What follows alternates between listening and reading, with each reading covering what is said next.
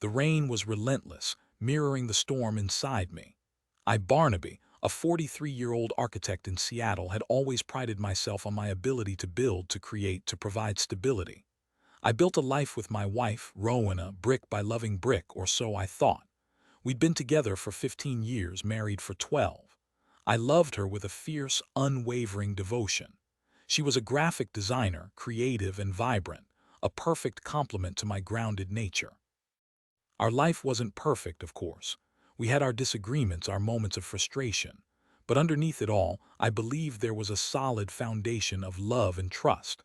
That was shattered a month ago, on a Tuesday morning I'll never forget. It started with a misplaced receipt.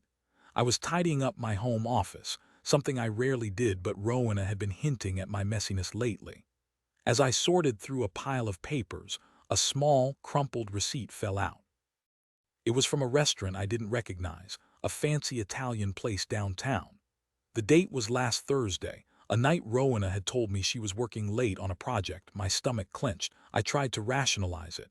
Maybe it was a lunch with colleagues, but the amount seemed high for lunch, and the restaurant was known for its romantic ambience. A seed of doubt, cold and unwelcome, began to sprout in my mind. I pushed it aside, telling myself I was being paranoid. Rowena wouldn't do that to me. We had a good life.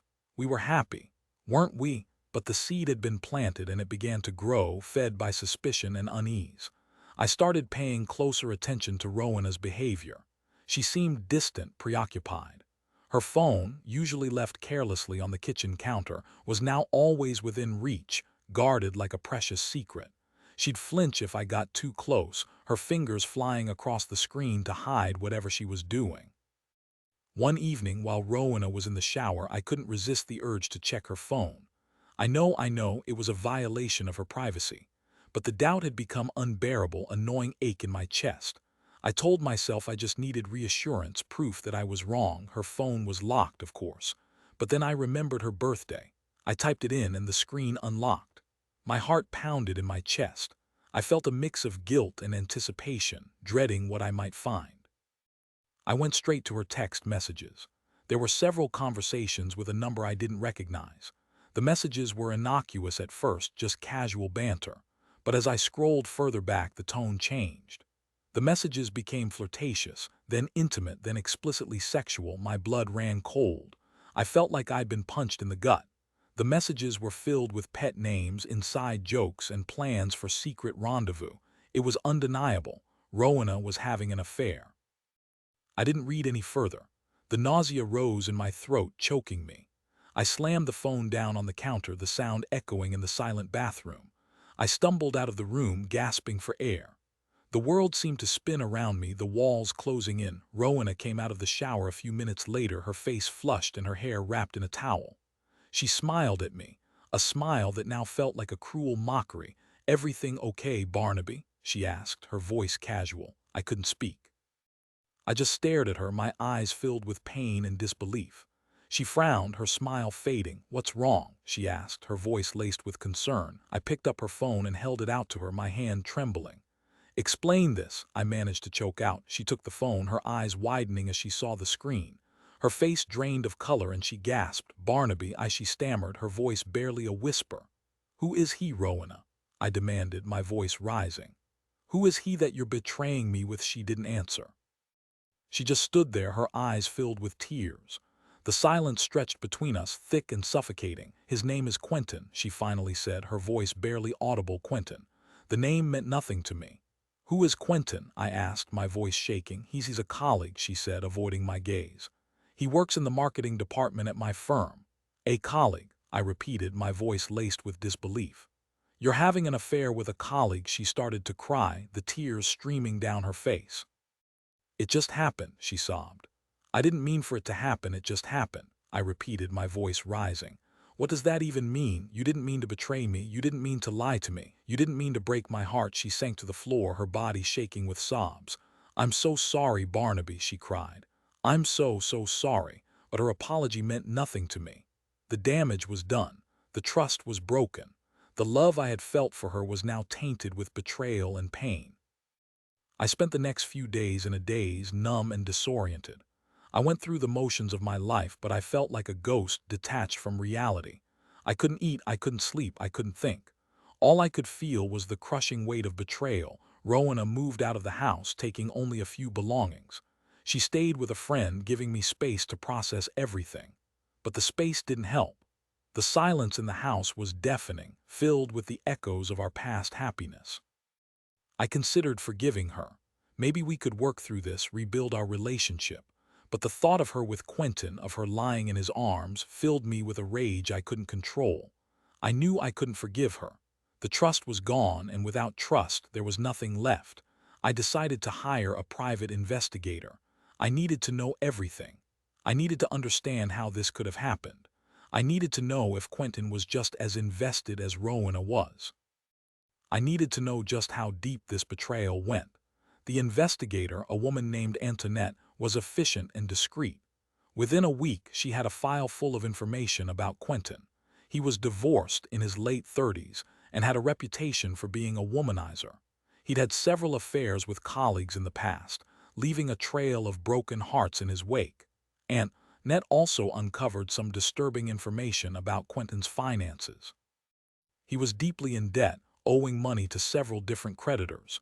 He was living beyond his means, and it seemed he was always looking for ways to make a quick buck. Then Antoinette dropped a bombshell. "I think Quentin might be using your wife," she said, her voice grave. "I've uncovered some evidence that suggests he might be trying to get access to her finances." I was stunned. "What do you mean?" I asked, my voice barely a whisper. "I think he's trying to manipulate her into giving him money," Antoinette said.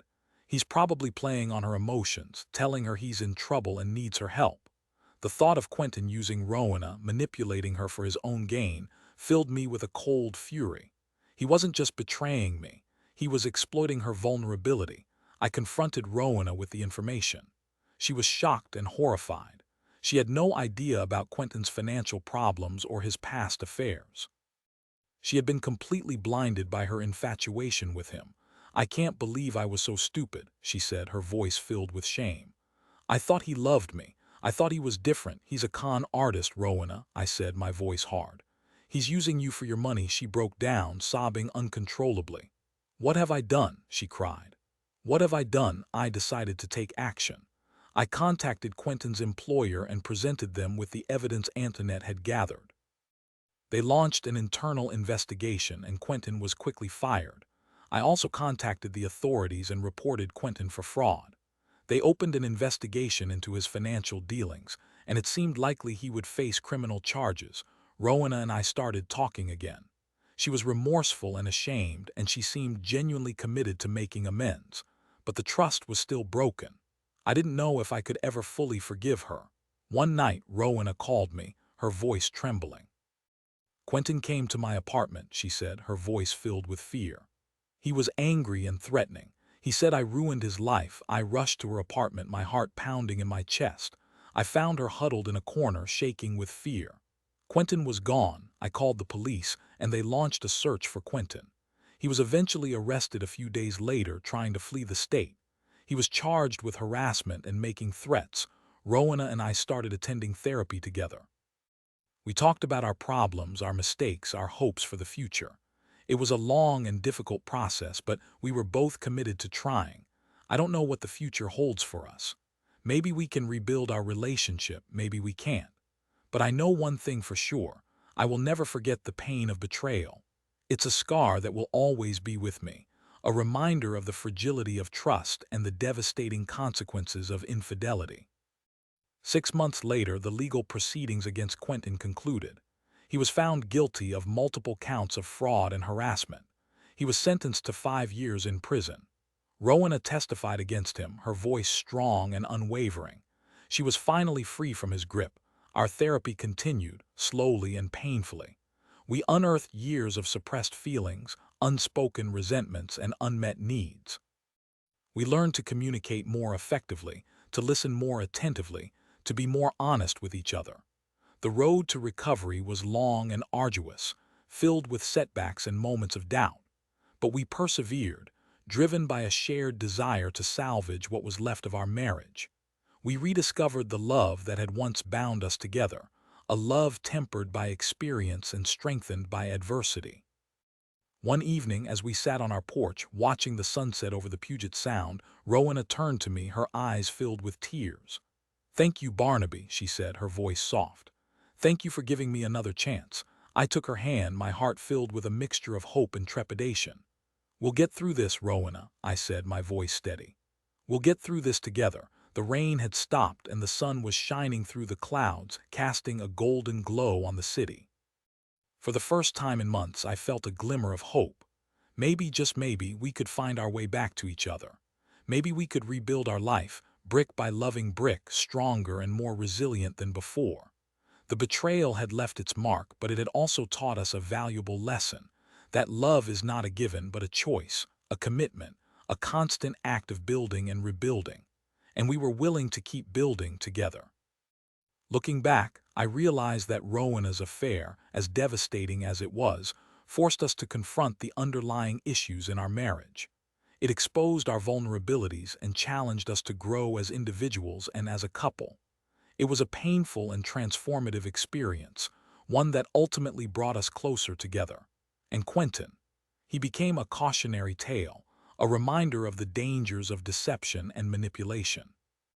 He served his time in prison, and when he was released, he disappeared, leaving behind a trail of broken lives and shattered dreams.